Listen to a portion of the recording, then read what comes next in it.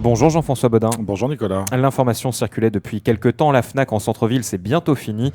Pour parler de cette fermeture, vous recevez le directeur général du groupe HBO. Oui, Benoît Rubin, bonjour. Bonjour. Merci d'avoir accepté notre invitation. Alors la première question est simple. Est-ce que vous confirmez effectivement la fermeture de la Fnac, même si c'est devenu un secret de Polichinelle, et surtout quand?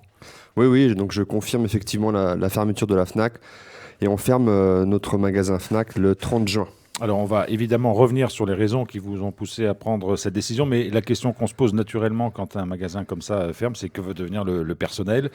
Combien de personnes travaillent aujourd'hui et que vont-elles devenir? Oui, donc effectivement, donc c'est ce qui nous tient le plus à cœur.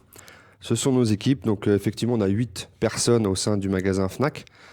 Et donc on reclasse 100% de nos collaborateurs au sein du groupe HBO. Donc c'est le plus important. On a fait un travail de préparation, de communication avec nos équipes. On a fait des échanges de groupe, des échanges individuels avec la directrice Jennifer, que je salue parce qu'elle a fait un travail remarquable.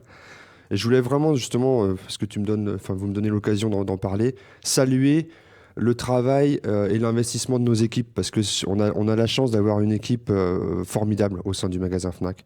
Et donc c'est très bien qu'on puisse les reclasser au sein du groupe, parce que ce sont des gens exceptionnels. Voilà. Alors le sein du groupe, HBO, on rappelle, c'est l'As de Trèfle, le NOPAC notamment. C'est ça, ouais, c'est ça. Donc on va dire que là, 8 personnes en fait, au sein du groupe, en fait, ça représente, c'est énorme, en même temps c'est peu, et donc on a largement de quoi les reclasser, et ils vont en grande partie rejoindre nos équipes As de Trèfle. Alors c'est un magasin qui fonctionnait plutôt pas mal. Qu'est-ce qui vous a poussé à mettre la clé sous la porte? Quelles sont les raisons qui vous ont poussé à prendre cette décision? Ouais, je vais rappeler un petit peu le contexte. Donc effectivement, la Fnac, ça fait un peu plus de 5 ans qu'on a lancé l'aventure Fnac. Belle aventure, on a appris beaucoup. La Fnac, vous le savez, ça reste une franchise. Donc effectivement, pour nous, je ne vais pas incriminer la Fnac parce que c'est une belle enseigne. Mais c'est vrai qu'une franchise, ça c'est pas gratuit, quoi. Donc c'est un coût. Et c'est vrai que nous, en gros, pour que les gens comprennent bien, vous payez la marque Fnac. Hein. Tout à fait, ouais, c'est ça. Et c'est vrai que c'est quand même relativement, c'est pas donné, quoi. Voilà. Et donc c'est vrai qu'aujourd'hui, dans le contexte actuel, je rappelle juste le contexte. La Fnac, on a ouvert dans un contexte de travaux, dans le centre-ville, Covid. On n'est pas les seuls, c'est vrai. Mais c'est vrai que ce contexte-là nous a pas du tout aidé, quoi. Voilà, quand même. Et il y avait une concurrence quelque part entre la Fnac et l'As de Trèfle, notamment celui du quartier latin, parce qu'il n'y a pas de distance très grande. Oui, alors même si on peut penser que la clientèle n'est pas tout à fait le même, je dirais que effectivement, on voudrait éviter à l'avenir une forme de cannibalisation entre nos magasins. C'est vrai que l'As de Trèfle, quartier latin, il est à 4 minutes de la Fnac. NOPAC, il est à 4 minutes 20 secondes puisque c'est juste à côté. Magenta, il est à 8 minutes. Donc c'est vrai que stratégiquement pour nous, c'est plus intéressant à l'avenir de nous étendre sur des zones où on est moins présent, comme Païta ou Dombéa, ou des zones qui sont en train de s'étendre, que de rester avec tous nos magasins sur le centre-ville. Donc oui, il y a quand même une forme de cannibalisation, faut pas se mentir là-dessus, quoi.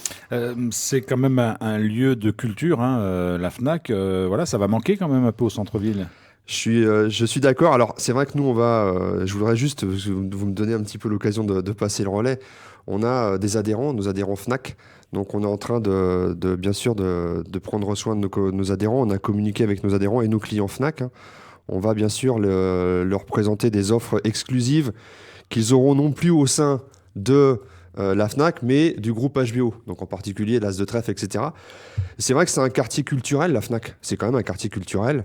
Donc l'idée, c'est qu'on puisse bénéficier de cette culture-là au sein du magasin, par exemple, Quartier Latin, qui est juste à côté, As de Trèfle, Quartier Latin, qui est juste à côté, NOPAC, ou encore Magenta. Quoi. Pour Voilà. qu'on comprenne bien, c'est les mêmes produits qu'on trouvait à la Fnac et à l'As de Trèfle, à quelques exceptions près. Oui, la gamme, franchement, elle est tout à fait similaire, quoi.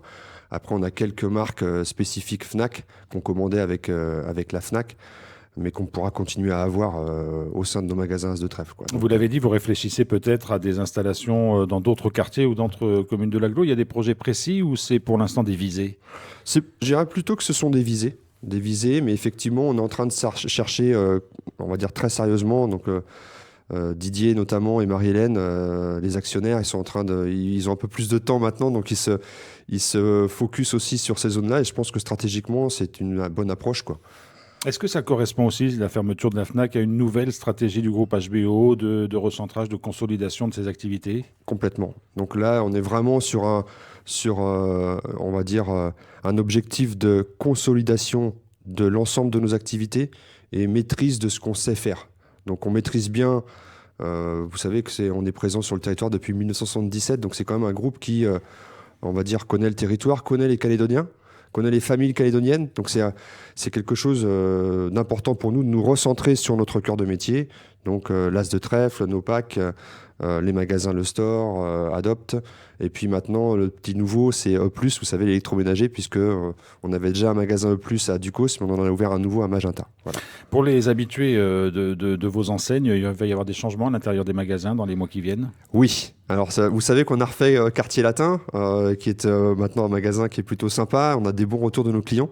Et on est sur un projet sur le magasin As de Trèfle de Magenta, un projet novateur où on est en train de repenser le magasin, les familles de produits, et puis les services aussi au sein du magasin. Donc oui, on est en train de travailler là-dessus. Donc on est vraiment sur de la consolidation. Quand je disais ça, c'est pas des mots en l'air, quoi. Voilà. Alors, il y a forcément des questions que certains auditeurs vont se poser sur la concurrence, parce que sur certains produits de votre groupe, on pense notamment au numérique, il y a une vraie concurrence avec un certain nombre de magasins. On sait que sur le secteur de la librairie notamment, vous êtes quasiment les seuls, puisque la seule autre librairie qui existe qui ne soit pas du groupe, c'est Cahiers de Livres. Est-ce que ça pose un problème?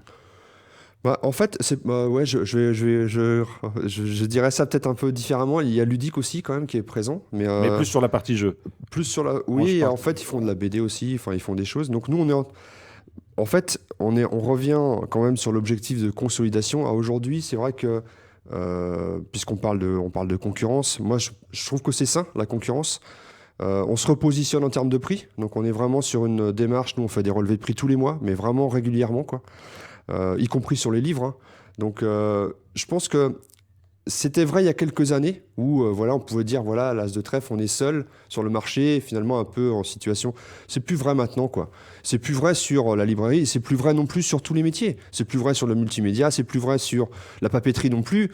Et c'est bien, je veux dire, c'est à nous de nous adapter et puis de répondre à l'offre avec des bons prix, des bons services et puis et proposer mieux que les concurrents et voilà, quoi. Il y a quelques années, on s'interrogeait beaucoup sur l'impact de la commande à distance et notamment de la commande sur Internet. Est-ce qu'aujourd'hui, vous en sentez encore les effets? Est-ce que ça oriente votre stratégie? Oui, ça oriente notre stratégie. Après, je pense que les Calédoniens, moi ce que j'observe, moi j'ai la chance d'être tout frais sur le territoire, j'ai l'impression quand même que les Calédoniens aiment bien se déplacer en magasin. La stratégie online, elle doit être là, et elle est là chez nous puisqu'on a refait notre site internet, il est tout neuf, il est plus rapide, plus de services et puis on a des bons retours aussi. Mais ce qu'on observe quand même, c'est que les Calédoniens aiment bien venir en magasin parce qu'on a tout à proximité. Tu es à 5 minutes en voiture du premier magasin, etc. Donc c'est vrai qu'on ne la sous-estime pas, la stratégie online. Ce n'est pas non plus, on va dire, un objectif en soi de passer tout notre temps sur le online, quoi. Parce que c'est, encore une fois, les Calédoniens, je pense qu'ils aiment bien le contact physique quand même. Benoît Rubin, donc fermeture de la FNAC le 30 juin Oui. De cette année, dans quelques semaines maintenant. Que vont devenir les locaux de la FNAC au centre-ville? Oui, alors les locaux de la FNAC, on est en train, nous, d'être en contact, enfin nous sommes en contact avec d'autres partenaires pour les relouer en fait. Hein. L'idée, c'est pas de laisser les locaux vides, effectivement, et puis d'avoir, on va dire, un manque ici. On va trouver une solution par rapport à ça. À aujourd'hui, rien n'est finalisé. Voilà. Benoît Rubin, le directeur général du groupe HBO, merci beaucoup d'avoir été avec nous ce matin. Merci beaucoup, merci à vous.